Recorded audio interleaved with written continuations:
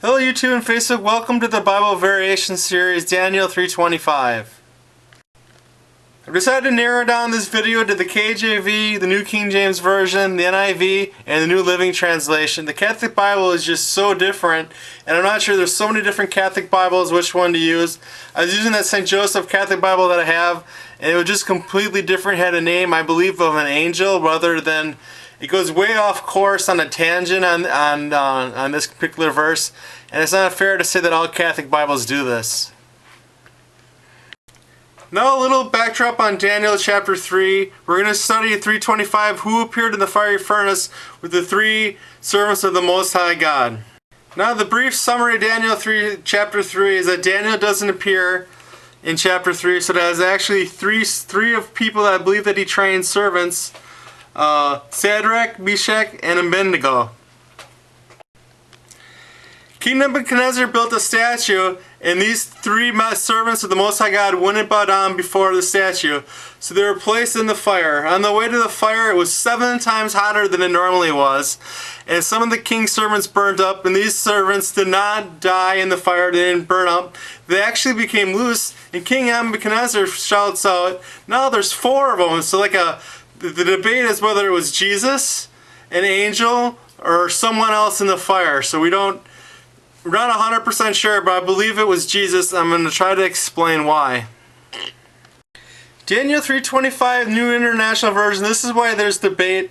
I mean, people say you just read the Bible, but there's other versions of the Bible. Which version is right? We're going to try to sort through some of this mess.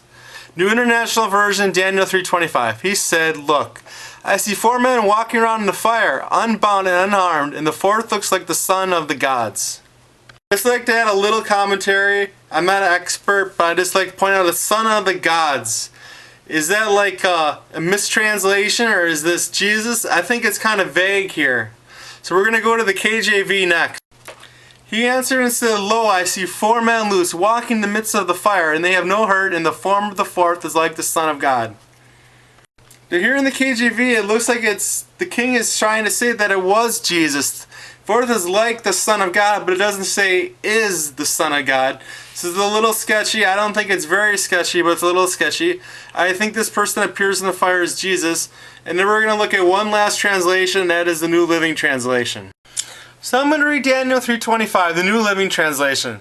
Look, Nebuchadnezzar shouted, I see 4 men unbound, walking around in the fire unharmed, and the 4th looks like a god.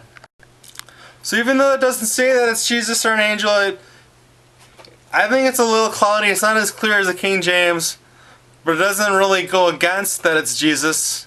So I don't really know what to say here. I don't have much to add to this video, but I got this clip from Chuck Missler talking about this, why he believes that it's Jesus in the fire. And here's the video clip. Nebuchadnezzar the king was astonished.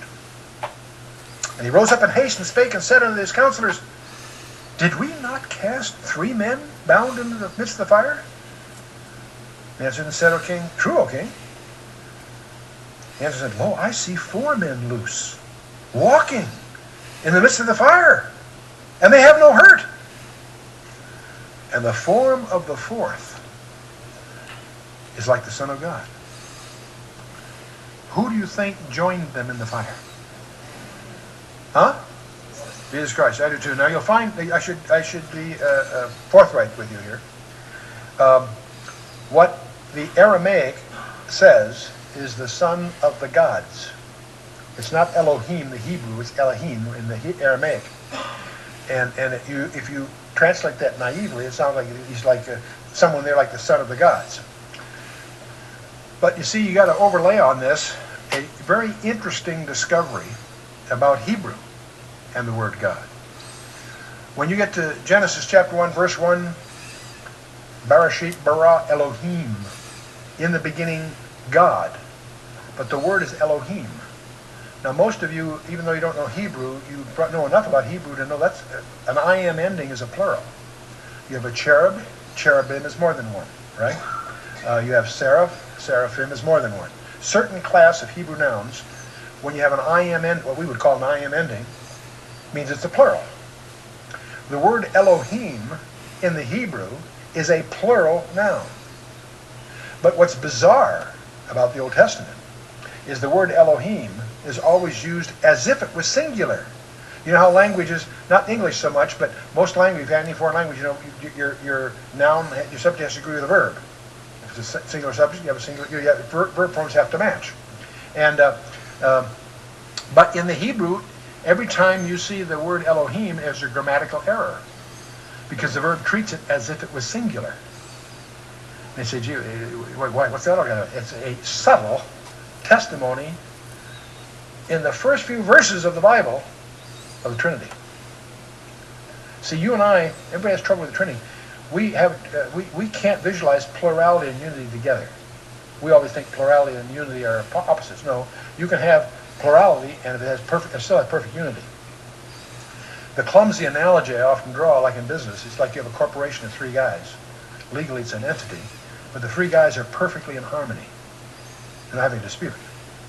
It's still a plurality, but it's a singular entity. It's one God in 3. And you can find, by the way, I don't want to get into all this too far off the track here, but an interesting study is to study the Trinity in the Old Testament. The Trinity is all through the Old Testament. Holy, holy, holy. It's always 3. And they even talk among themselves. And Psalm 2 is a discussion among the 3 members of the Trinity. And Psalm 2, check it out. Anyway, so the point is, this is not the same term that you find in the Bible where it says bara Elohim, which are the sons of God in the created sense. That's the use of angels. This happens to be in the Aramaic, but it's a construction as close in the Aramaic as you get to the Hebrew structure. You follow me? And so the fourth is like the Son of God.